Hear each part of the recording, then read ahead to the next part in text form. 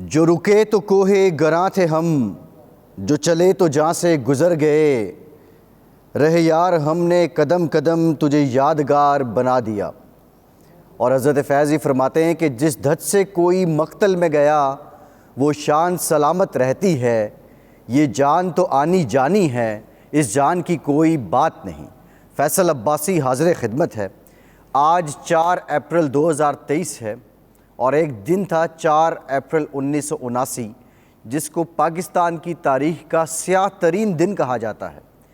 4 अप्रैल 1979 को कायदे अवाम Pakistan peoples party के बानी चेयरमैन साबिक वज़ीर-ए-आज़म जुल्फ़िकार अली भुट्टो को रावलपिंडी में तख्ते-ए-दार पे लटका दिया गया। और इतने साल बीत गए, इतने साल बीतने के बावजूद भी भुट्टो ज़िंदा है, एक इस्तारा बन चुका है, एक कहावत बन चुकी है। भुट्टो की पार्टी की हुकूमत आज भी मौजूद है। भुट्टो ने रोटी कपड़ा और मकान का नारा लगाया था, लेकिन सबसे बड़ा नारा जिसकी सज़ा भुट्टो को मिली वो एंटी इस्टेब्लिशमेंट का नारा था।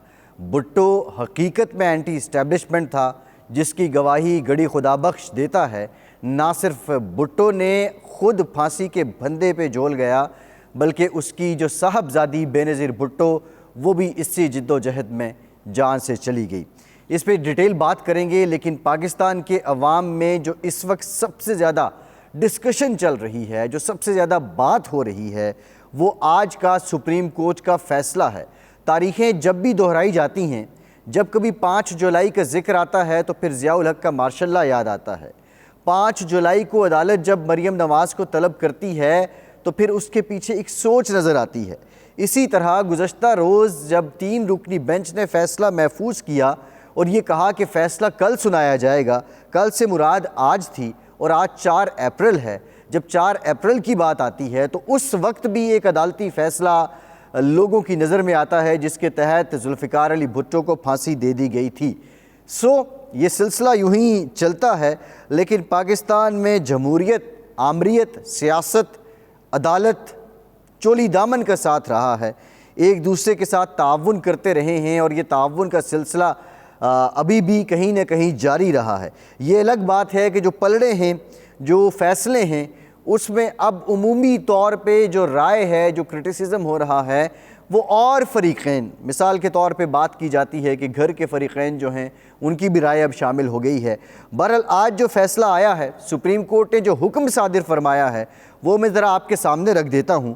पहले मरहले में पंजाब में इलेक्शन के लिए फ़ंड्स फराहम किए जाएँ, ये सुप्रीम कोर्ट का हुक्म है। वफाकी हुकूमत इलेक्शन कमीशन को 10 अप्रैल तक इस 21 अरब रुपए जारी करे। उम्मीदवारों की हतमी फ़हरिस्त 19 अप्रैल तक जारी की जाए।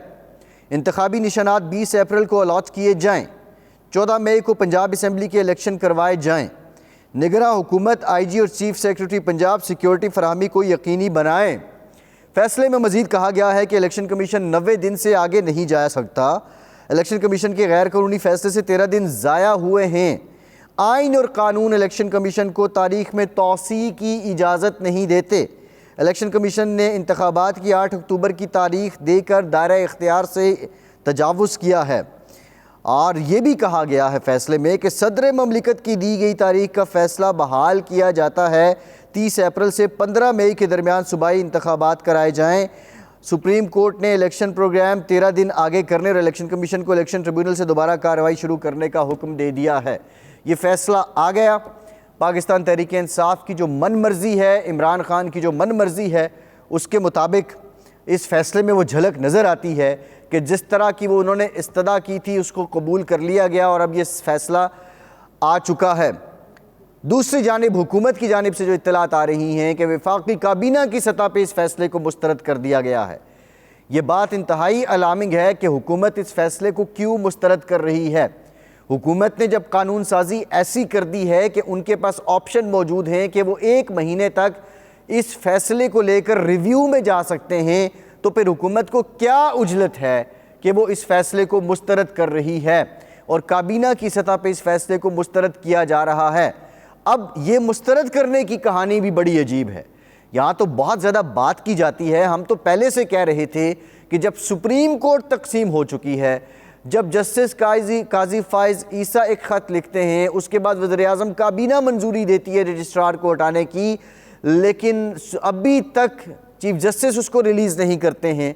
बेंच 9 रुकनी बनता है, सिमटते सिमटते वो 3 रुकनी पे आ जाता है और वो 3 रुकनी का 3-0 का फैसला सामने आता है और फुल कोर्ट इजलास बुलाया जाए, इसकी बार बार पाकिस्तान बार काउंसिल दीगर इदारे इस्तदा कर रहे हैं, गुजारिश कर रहे हैं, लेकिन क्या अमर माने है कि फुल कोर्ट इजलास सुप्रीम कोर्ट का क्यों नहीं बुलाया जाता। काजी फ़ाइज़ ईसा फैसला देते हैं, उस फैसले को रजिस्ट्रार का लदम करार दे देते हैं। ये अजीब व गरीब मामला है।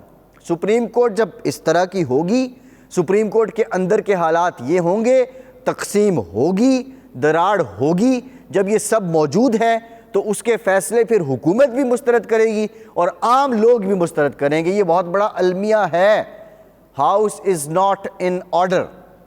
ये बहुत कैटेगोरिकली जो सारी हकीकतें सामने आ रही हैं, जो पिछले 10-12 दिन से चल रहा है सुप्रीम कोर्ट में, उससे ये बात समझ आती है कि house is not in order. और जब आपका अपना किबला सीधा नहीं है तो आपके फैसले हुकूमत क्यों मानेगी, आपके फैसले आम लोग क्यों मानेंगे? ये बहुत बड़ा सवाल है। अब हुकूमत के बर्ताव पे आएँ तो समझ से बालातर है कि हुकूमत क्या ये समझ चुकी है कि इमरान खान को हुकूमत के बकौल जो एक पुष्टपनाही हासिल है अदालतों से, क्या इमरान खान को न्यूट्रलाइज़ करने का या उसको ठंडा करने का तरीका यही है कि जो वो कर रहा है उससे बढ़ के उस तरह की इश्तियाल किया जाए, उस तरह का इंतशार किया जाए, उस तरह की तखरीब कारी की जाए?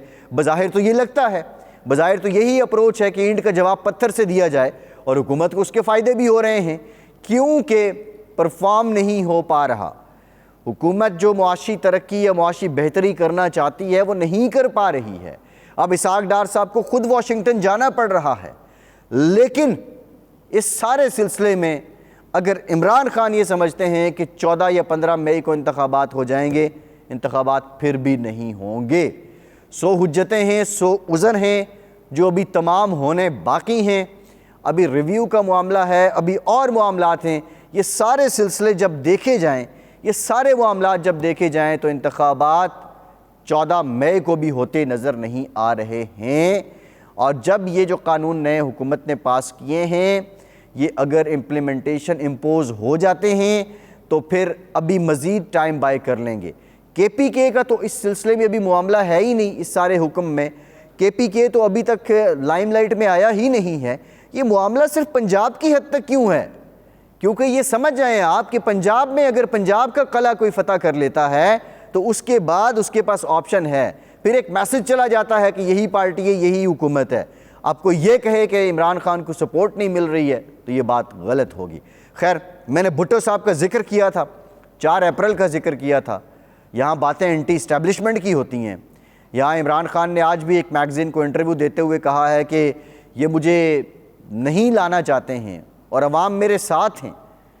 अब अवाम आपके साथ हैं तो आप क्यों मरहून मिन्नत हैं कि आपको कोई और लाए? लेकिन यहाँ बड़े इनकलाबी लोग बनते हैं।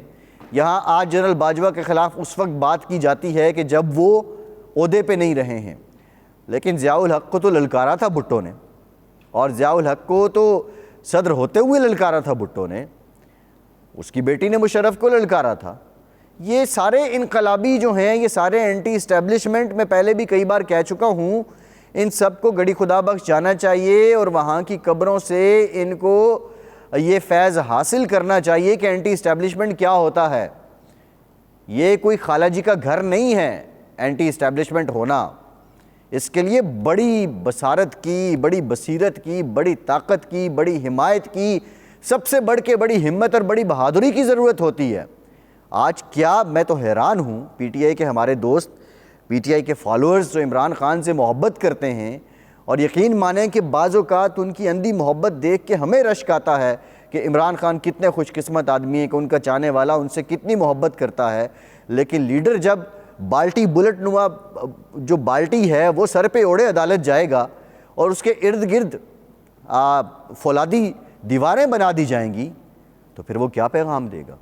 ये बड़ी हैरानकुन बात है कि आज वो बाल्टी जो आपने सर पे ओढ़ी हुई थी और आप जा रहे थे अदालत में पेश होने के लिए, बज़ाहिर ठीक है, आपको हिफाजती मेजर्स लेने चाहिए, प्रिकॉशन बहुत ज़रूरी हैं, आपको एहतियात ज़रूर करनी चाहिए, बहादुरी जो है वो आप ज़रूर इतने बहादुर ना बने कि आपकी जान पे जाए, लेकिन इतना खौफ आप लोगों को कहते हैं कि खौफ के बुत तोड़ो और ख़ुद आप वो बुलेट प्रूफ बाल्टी सर पे ओढ़े हुए जा रहे हैं।